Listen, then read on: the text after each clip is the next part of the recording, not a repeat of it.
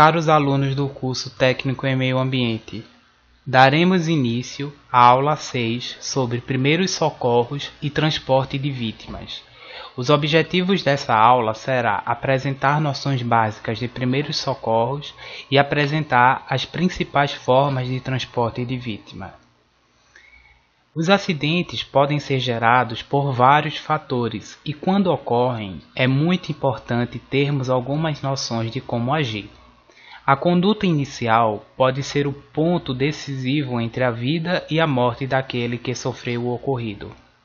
A primeira coisa a fazer é manter-se calmo e seguro, pois essa confiança dará mais conforto àquele que está precisando de nossa ajuda.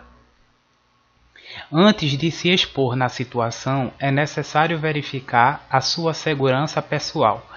Após verificar se o local é seguro, será necessário agir rapidamente dentro dos seus limites. É importante isolar a área e afastar os curiosos do local para que não atrapalhem as ações de socorro e não se tornem mais vítimas no local. A finalidade principal será prestar os primeiros cuidados e, com isso, manter as funções vitais, evitar o sangramento ou a morte até a chegada de uma equipe especializada. O SAMU é um serviço que pode ser acionado pelo telefone gratuito a partir do número 192. Já os bombeiros podem ser acionados pela população através do número 193. É importante que no ambiente de trabalho haja uma maleta que contenha alguns materiais mínimos necessários para utilização em casos de acidentes. Os materiais que podem compor uma maleta de primeiros socorros são 3 embalagens de curativos esterilizados de vários tamanhos, uma embalagem de curativo tipo Band-Aid, 3 embalagens de compressas e gases esterilizados de vários tamanhos, uma embalagem de algodão, uma de esparadrapo, um frasco de soro fisiológico a 0,9%, uma tesoura romba, equipamentos de proteção individual como luvas e máscaras. O desmaio é a perda da consciência por um breve período de tempo, de segundos a alguns minutos. Podem acontecer por vários fatores, como hipoglicemia, dor muito forte, hipotensão, desidratação, convulsões, dentre outros. Conduta: coloque a vítima em decúbito total em uma superfície plana, verifique o pulso e a respiração.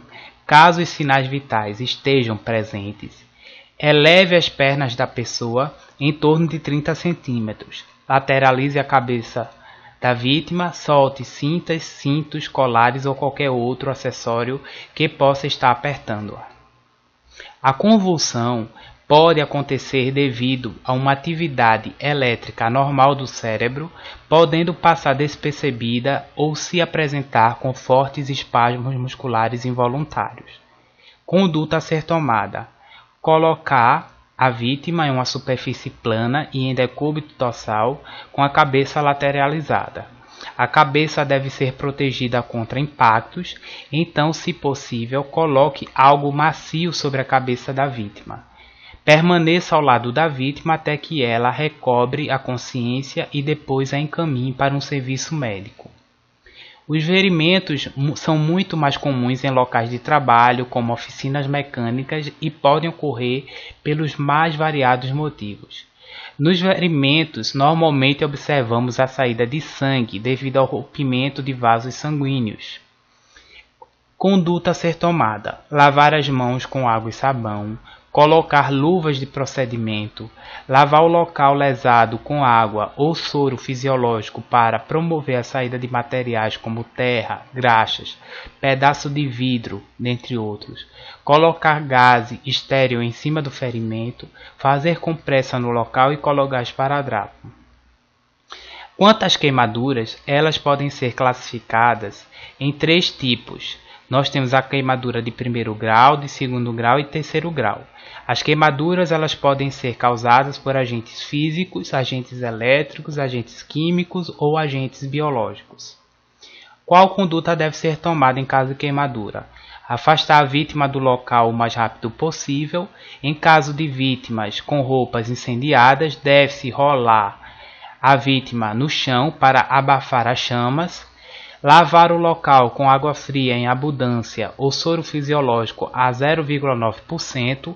Remover roupas não aderidas e adornos imediatamente após a queimadura.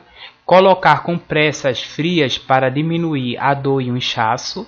Proteger as áreas queimadas e atentar para proteger os dedos das mãos e pés quando queimados, separadamente para evitar a aderência da pele. Procurar assistência médica. Evitar. Nunca se deve tentar apagar o fogo de alguém jogando água diretamente nela ou usando extintor de incêndio. Não aplicar nenhum produto em cima da queimadura. Não furar as bolhas da queimadura.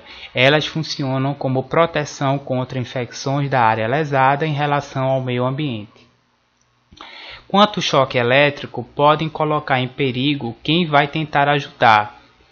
Antes de tentar socorrer uma vítima de choque elétrico, deve-se desligar o disjuntor ou a tomada.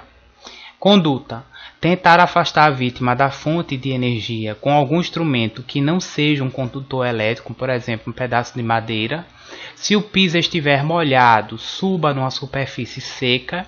Deve-se colocar a vítima em decúbito total e verificar se os sinais vitais da vítima estão presentes. Caso não esteja, será necessário iniciar manobras de reanimação cardiopulmonar. Se os sinais vitais estiverem presentes, então checar se há queimaduras. A parada cardiorrespiratória é a suspensão imediata das funções dos pulmões e do coração ao mesmo tempo. Nesse momento, o coração da vítima está em colapso e necessita de um pronto atendimento com manobras específicas que estimulem a bomba cardíaca a funcionar de acordo novamente. Para socorristas sem formação técnica na área, o protocolo que deve ser seguido segundo a atualização das diretrizes de 2015 para a ressuscitação cardiopulmonar é o seguinte: aproximar-se da vítima, como vocês percebem na imagem, ajoelhar-se ao lado dela e chamá-la. Observar se a vítima encontra-se inconsciente. Isso é, se há ausência de resposta, colocá-la deitada numa superfície plana em decúbito total, verificar a qualidade da respiração da vítima, normal ou anormal, ou se está ausente. Caso você não esteja só, pedir a outra pessoa para providenciar ajuda ligando para o 192 SAMU. Caso você esteja sozinho com a vítima, ligar para o serviço de pronto atendimento via telefone celular sem sair do lado da mesma e informar que está com a vítima inconsciente. Se a vítima não responder e não respira ou apresenta a respiração anormal, o socorrista e o atendente deve presumir que a vítima esteja sofrendo uma parada cardiorrespiratória. Qual vai ser a conduta a ser tomada? Estique os braços e coloque as mãos sobrepostas em cima da região torácica da vítima, de forma que apenas a região hipotenar tenha contato com a região do mediastino, que é o meio do tórax da vítima, isto é, na metade inferior do externo, tendo cuidado em evitar a compressão do chifoide. Inicie as compressões torácicas com a velocidade de 100 a 120 minutos, de forma rápida e forte, de modo que pressione o tórax por cerca de 5 centímetros. Para isso, coloque o peso do seu próprio corpo sobre as mãos. Caso você tenha tido algum treinamento para a realização de ventilações de resgate, você poderá iniciar com 30 compressões torácicas seguidas por 2 ventilações. Execute 5 ciclos e verifique novamente se a vítima voltou a respirar. Caso não haja resposta, continue até a chegada e a preparação de um desfibrilador externo automático para uso, ou até que profissionais especializados assumam o cuidado da vítima ou que a vítima comece a se mover. O transporte de vítimas deve ser realizado com bastante cuidado para não agravar ainda mais a situação da vítima. Se houver indício de trauma na coluna, quadris, tórax ou crânio, não mexa a vítima e chame logo o resgate de emergência. São muitos métodos que poderão ser utilizados para se transportar uma pessoa em caso de acidente ou mal súbito. Segue algumas formas de transporte. No caso de ter apenas um ou dois socorristas, pode-se utilizar o transporte de apoio, apoiando o braço em um socorrista e, se tiver outro socorrista, apoiando o outro braço sobre o outro. O transporte de colo é utilizado nos casos de vítimas conscientes e inconscientes, como vocês podem observar na imagem. O socorro também pode ser realizado através do transporte nas costas, conforme a imagem. O transporte com mais de um socorrista pode ser realizado através da utilização de uma cadeira. Caso não haja uma cadeira disponível no local, duas pessoas no local podem improvisar uma cadeira com os próprios braços. Outra maneira é realizar o transporte através das extremidades da vítima. Havendo mais de dois socorristas, poderá ser realizado o transporte de colo conforme as orientações na imagem. Desejo a todos um bom estudo. Qualquer dúvida podem entrar em contato. Chegamos ao fim das nossas aulas e espero que tenham sido bastante proveitoso para o aprendizado de vocês. Até mais.